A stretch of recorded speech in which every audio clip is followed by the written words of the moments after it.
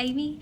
Today I want to have a talk about what it's like being a freelancer and exploring some of the positives and some of the negatives of what that lifestyle entails, because being a freelancer, there are some really fantastic things that you get to experience and a great way to work, but it also comes with some downsides.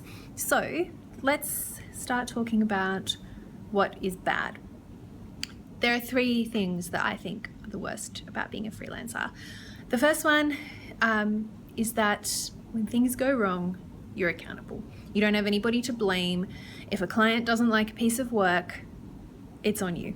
If you miss a deadline, it's on you. If you're sick, if you do a bad job, it's on you. You can't pass the buck. You have to be completely accountable. And sometimes I do dread opening my inbox in the morning because I don't know, you submit something and you're never quite sure if a client is going to like it. But you win some, you lose some.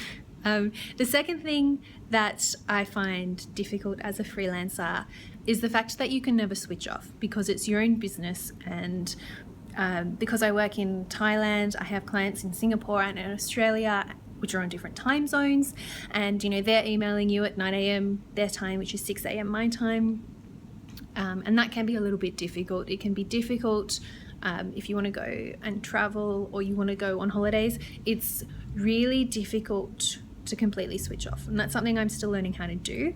I'd like to say I'm getting better at it. I don't think I am. It just kind of comes with the territory for me right now, and that's okay. The third thing that isn't so great about being a freelancer is the tax situation. And in fact, just the general money situation. You don't pay tax up front, so you have to pay it. I pay it in 4 quarterly installments. I used to, now I do business activity statements, which my accountant helps me with.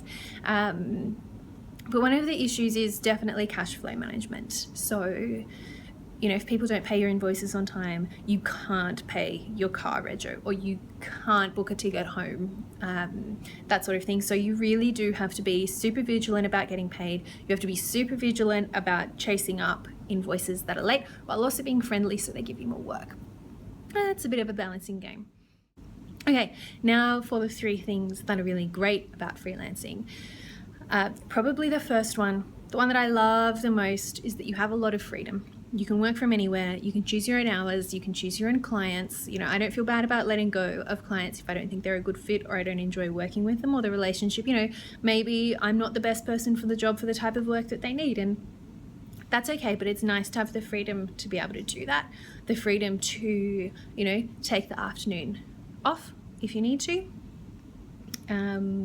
Or, if you want to go away and work from a beach, or I work in Thailand. Most of my clients are in Canberra and in Sydney. So it's nice to be able to do that, things that you'd never be able to do if you just had a normal 9-to-5 job.